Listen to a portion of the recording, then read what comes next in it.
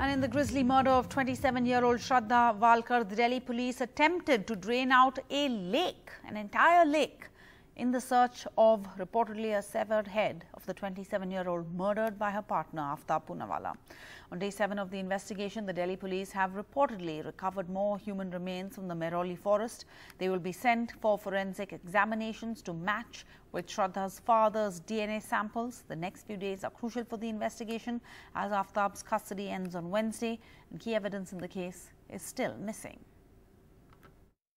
Well, I come to you from the spot here in Mangaluru, right at this pond where Delhi police, in fact, conducted extensive search operations from 11 a.m. this morning. Remember, this pond is right at the end of the, Mangaluru forest. And the Delhi police conducted search operations after, in fact, as per Delhi police sources, Aaftab himself confessed to the Delhi police that he had thrown Shraddha's severed head in this pond.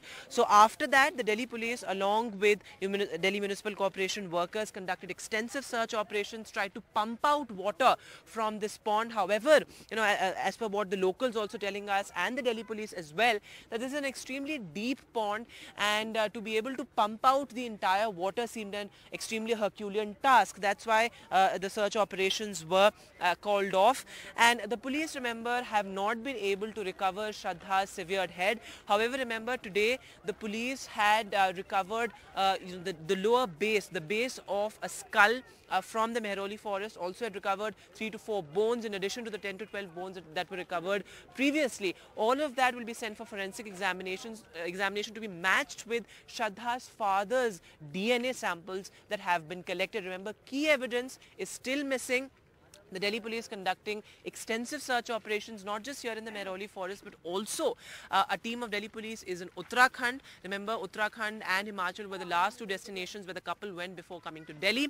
Other than that, a Delhi police team also in Mumbai, recording statements from Shraddha's friends, also Aaftab's friends, their landlords. So, extensive search operations being conducted. Today, the Delhi police also conducted search operations in Gurugram, near Aaftab's last workplace, which was a call center in Gurugram. So 3 key, spots where search operations are being conducted. One, of course, the Mangaluru forest. The other, Aaftab's Chhatarpur flat, where today, in fact, a bag was recovered, Shraddha's clothes and shoes were recovered.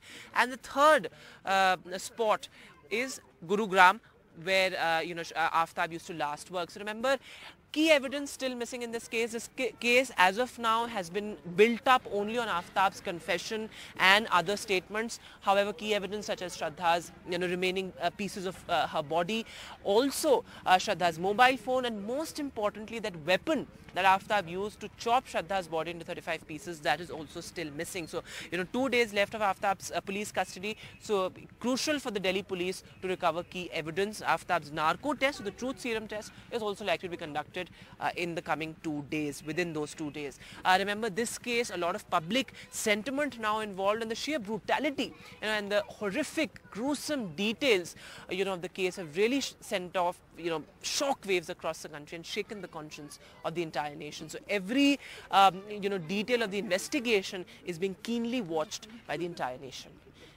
In New Delhi with camera person Pavan Kumar, Vedant for NDTV. And searches have been conducted at the home of a man allegedly involved in an auto rickshaw blast in Karnataka last evening. The man by the name of Shareeq, who was injured in the blast and is in hospital. But the police now say preliminary investigations indicate that he has terrorist links. 6 months to 2023 elections in the poll-bound state of Karnataka, an explosive device fitted with batteries inside of a cooker carried by passenger identified as Shareeq travelling in an auto goes off in the communally charged coastal town of Mangaluru, a major port city and a commercial centre about 370 kilometers from capital city Bengaluru. What was initially thought to be an accidental blast, Praveen Sood, the DGP of Karnataka, confirmed it's an act of terror.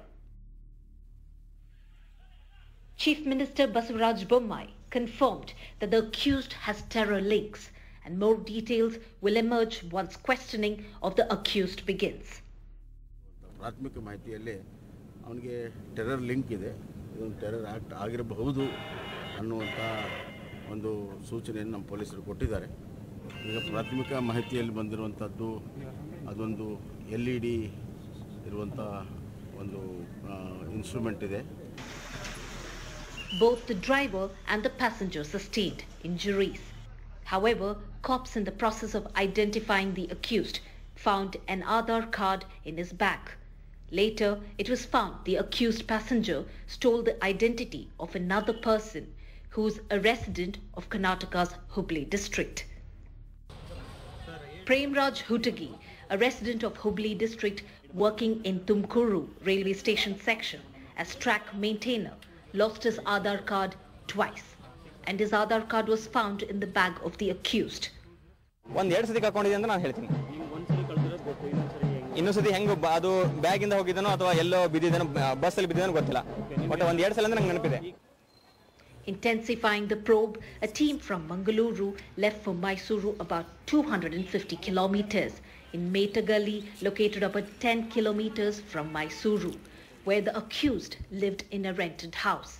Bomb squad, along with the local cops, combed the area and his house that he had taken for rent last month.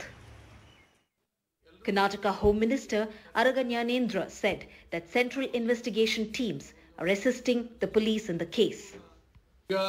ಅನೇಕ ಮಾಹಿತಿಗಳ ಪ್ರಕಾರ ಇದರ ಹಿನ್ನೆಲೆ ತುಂಬಾ ದೊಡ್ಡದಾಗಿದೆ. ಭಯೋತ್ಪಾದನಾ ಸಂಘಟನೆಗಳ link ಇವರ ಜೊತೆಗಿದೆ ಅನ್ನುವಂತಹ ಸೂಚನೆಗಳು ಕಂಡು ಬರ್ತಾ ಇದ್ದಾವೆ. ಈ ಹಿನ್ನೆಲೆಯಲ್ಲಿ ಕೇಂದ್ರದ ಭದ್ರತಾ ಪಡೆಯವರ ಜೊತೆಗೂ ಕೂಡ ಮಾತುಕತೆ ಆಗಿದೆ, ಅವರು ಕೂಡ ಬಂದಿದ್ದಾರೆ. ಎಲ್ಲರೂ ಸೇರಿ ಜಂಟಿಯಾಗಿ ಕಾರ್ಯಾಚರಣೆ ಆಗ್ತಾ ಇದೆ. ಬಹುಶಃ ಒಂದೆರಡು ದಿವಸದಲ್ಲಿ ಇದರ ಸಂಪೂರ್ಣ ವಿಚಾರ ಹೊರಗೆ ಬರಬಹುದು ಅಂತ ನಾನು ಅನಿಸ್ತದೆ. Mohammed Sharif, now that's the accused name that's been identified by the police. Of course, he has a criminal history as confirmed by the police as well.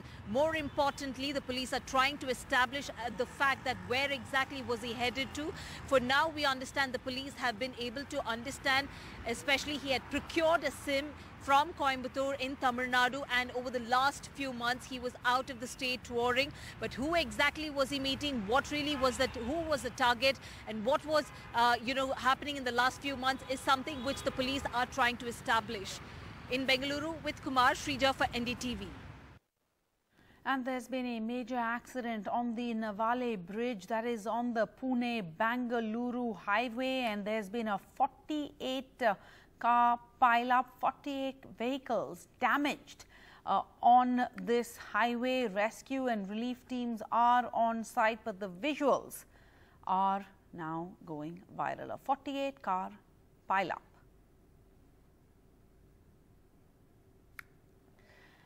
And hectic campaigning is underway in Gujarat ahead of the polls. Prime Minister Modi set the ball rolling with his rallies in the poll-bound state. He is leading the election campaign in the state, crisscrossing the state from Saurashtra to Surat as the BJP once again falls back on banking on its most popular face to woo voters as it seeks to retain power in the elections to the 182-member Gujarat Assembly to be held in two phases on the 1st and 5th of December, and the counting of votes to be taken up on the 8th.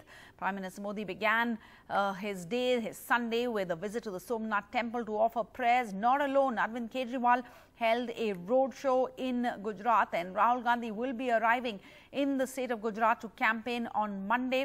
In one of his campaign rallies, Prime Minister Modi hit out at the Congress MP Rahul Gandhi for marching with the activist, the well-known environmentalist Medha Patkar, during the party's Bharat Jodo Yatra, attacking her over her campaign against the Narmada Dam project, which, according to the Prime Minister, has been Gujarat's lifeline. Addressing a rally in Rajkot, the Prime Minister mentioned Rahul Gandhi taking out a padyatra with a woman who, as he put it, quote, stalled the Narmada Dam project for 3 decades. Rahul Gandhi was joined by Medha Patkar earlier this week for the padyatra, which is currently passing through Maharashtra.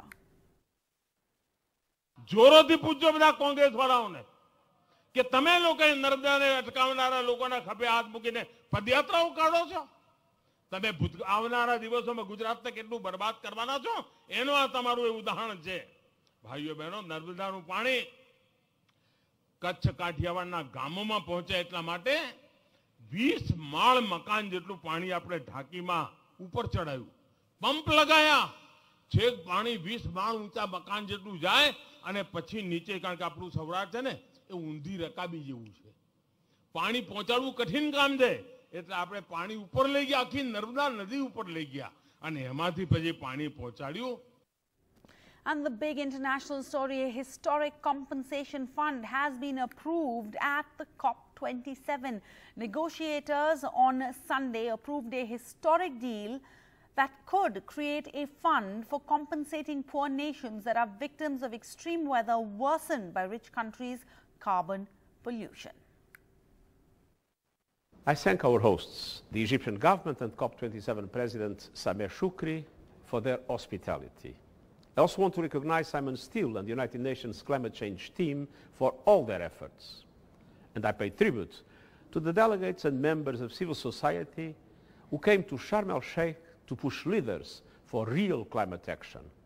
That is what we need. A fund for loss and damage is essential, but it's not an answer if the climate crisis washes a small island state off the map or turns an entire African country to desert. The world still needs a giant leap on climate ambition. Now, climate finance and climate justice seem to be the buzzwords, but the richer countries have so far failed in paying up to the more vulnerable developing world as far as climate is concerned.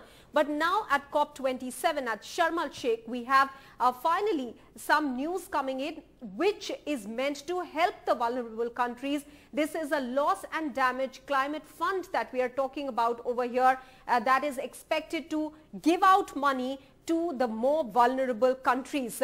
This is in fact going to be one such fund that has been talked about in the agreement, but there are many issues linked to the fund now which are unclear. First of all, it does not entail liability and compensation provision. This has been in fact something that the richer countries have been against. They feel that there should not be any legal hassle attached to this kind of reparation that they might be making to the poorer countries, but there is no mention of when this fund is going to be operational. Moreover, there is no mention of how this fund will be working. What are the details of the funding of this as well remain unclear.